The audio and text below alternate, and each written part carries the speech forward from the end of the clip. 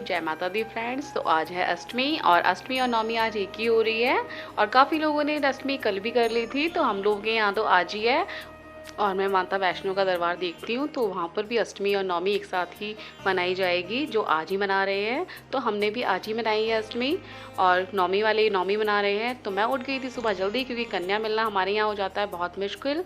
तो इसलिए मैंने सबसे पहले छोले काले वाले बॉयल होने के लिए रख दिए और उसके बाद मैं हलवा बनाने के लिए तैयारी कर ली, क्योंकि मैं उठी थी फ्रेंड्स 3 बजे, क्योंकि कन्या मिलना बड़ा मुश्किल है हमारे यहाँ पर, तो बहुत लेट हो जाता है। आप चाहे कितनी जल्दी उठ जाएं, अगर कन्या मिल गई सही टाइम पे तो ठीक है, वरना आप उनको नहीं पकड़ पाएंगे, बहुत मुश्किल हो जाता है। तो इसलिए मैं जल्दी उठ गई थी, जिससे कि मैं 6-7 बजे तक कन्या पूजन कर लूँ। तो मैं 3 बजे उठी थी, फिर मैंने जल्दी से झाड़ू पोंछा किया और मैं नहाकर आके और खाना बनाने में लग जाती हूँ माता का प्रसाद। तो उसके लिए मैंने आटा लगा कर रख दिया था और उसके बाद मैंने छोले बॉयल होने के लिए रखे और इतने आटे की कनी फूल जाएगी तब तक मैं हलवा बना लूँगी। और हलवा बनाने के लिए फ्रेंड्स मैं आप देख ही रहे हैं जिस तरह से बना रही हूँ, सबका प्रसाद बनाने का तरीका अलग अलग होता है। मैं पहले सूजी भूनती हूँ घी के अंदर और उसमें चीनी डालकर अच्छी तरह भून लेती हूँ। चीनी मेल्ट हो जाती है तब उसके अंदर मैं पानी डालती हूँ और इस तरह से मैं हलवा बनाती हूँ, क्योंकि सबके तरीके अलग होते हैं प्रसाद बनाने के। और लेकिन माता का भोग बनता है तो सबका बहुत अच्छा ही बनता है। तो मैंने माता का भोग बना लिया है, अब मैं पूरियाँ तैयार कर लूँगी। तो जब तक तेल गर्म होता है कढ़ाई के अंदर, तब तक मैं आलू गोभी बॉईल करने के लिए रख देती हूँ। तो इसमें मैंने हल्दी मिर्च और नमक डाल के बॉईल करने के लिए रख दिया है। पानी इसमें मुझे नहीं डालना है। मैं हमेशा आलू गोभी जो बनाती हूँ बॉईल करके बनाती हूँ, उसके बाद में टमाटर डाल के फ्राई कर दूँगी मैं इसको। तो ये बहुत अच्छी बनती है, आप लोग भी इस तरह से बनाना। मुझे मेरी दीदी वगैरह हैं तो वो इस तरह से नहीं बनाती थी, लेकिन उन्होंने बनाई है तो वो भी बोल रही थी कि काफ़ी अच्छी बनती है रेनू, मतलब बॉईल करके गोभी बनाते हैं तो। कुछ लोग कच्ची छौंक देते हैं, उसका टेस्ट अलग आता है। तो इतने मैं पूरियाँ तैयार कर लूँगी, पूरियाँ बनाकर रख लूँगी मैं। और अष्टमी पूजन करने में काफ़ी टाइम लग जाता है फ्रेंड्स, तो इसलिए कन्याओं के आने से पहले मैं पूजन कर लूँगी। जैसे कथा वगैरह पढ़नी होती है और आरती करनी होती है माता की, तो अष्टमी पूजने वाले दिन जो होता है पूरियों से जो पूजन किया जाता है उसमें थोड़ा सा टाइम लग जाता है। तो इतनी माता रानी का प्रसाद तैयार हो चुका है, आप लोग देख सकते हैं। अब मैं जल्दी से पूजन करने की तैयारी कर लूँगी। हम दोनों हस्बैंड वाइफ बैठ के और मेरी बेटी बैठ के पूजा कर लेंगे हम लोग। तो माता रानी का प्रसाद तो तैयार है, अब बस जल्दी से कि कंजके आ जाएँ और मैं उनका विधि विधान से पूजा कर सकूं, वो मैं करूंगी। और जब तक कंजके आएंगी तब तक मैंने प्रसाद रेडी कर दिया है, लगाकर रख दिया है, आप लोग देख सकते हैं। जब कन्या आएंगी तब मैं कन्याओं का पूजन करने के लिए सबसे पहले कन्याओं के चरण धुलाती हूँ और अपने दुपट्टे से पहुंचकर उनके चरणों को माता का आशीर्वाद लेने की पूरी कोशिश करती हूँ मैं, क्योंकि जिस तरह से मैं शुरू से करती आई हूँ मैं वैसे ही विधि विधान से उनकी पूजा करती हूँ।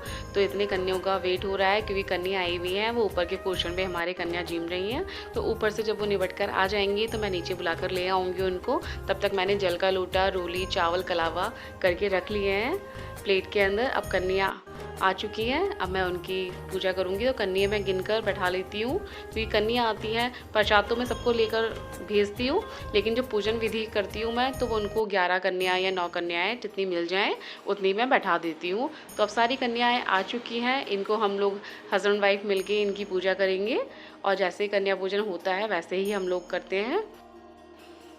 मैं कन्याएं जैसे आती हैं उनके सबसे पहले चरण धुलाती हूँ जल से, और एक लोटे में जल लेकर और चरणों में उनको एक हाथ से चरण पोंछती हूँ उनके, और दूसरे हाथ से मैं उनके दुपट्टे से मतलब चरण पोंछ देती हूँ। फिर उनके तिलक लगाते हैं कलावा बांधकर, कलावा या मौली बांधकर, जो भी आप लोग बोलते हैं वो हम लोग लगाते हैं। क्योंकि सभी की तरह जैसे सब लोग पूजा करते हैं वैसे ही हम लोग भी करते हैं, कोई स्पेशल तरीका नहीं है।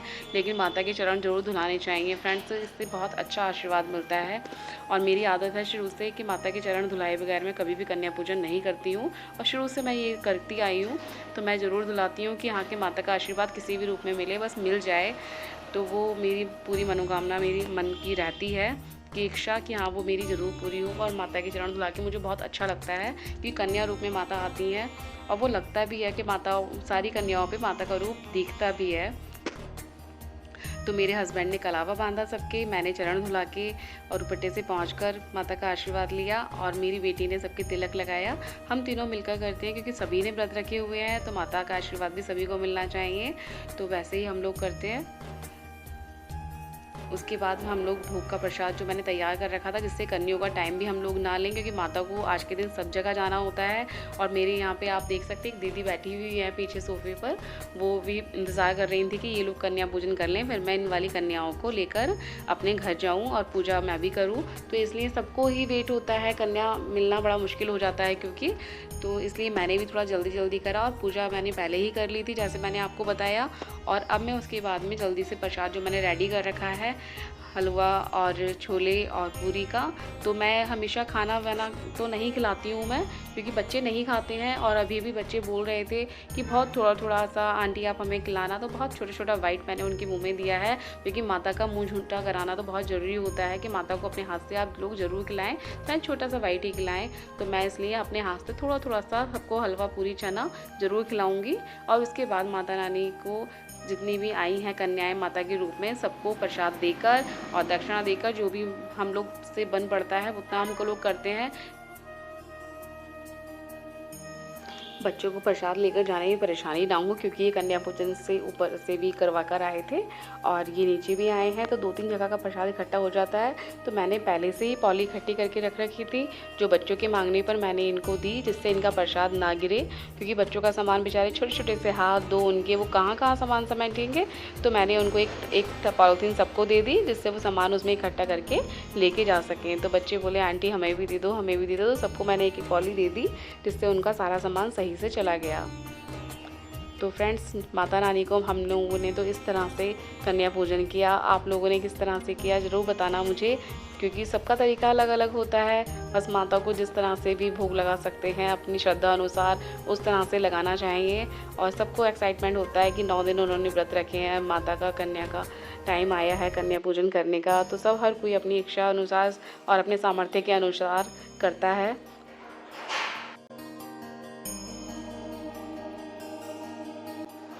बच्चे बेचारे बोल रहे थे कि आंटी बस छोटा छोटा सा खिलाना, तो मैंने उनको बहुत छोटा छोटा सा बाइट खिलाया।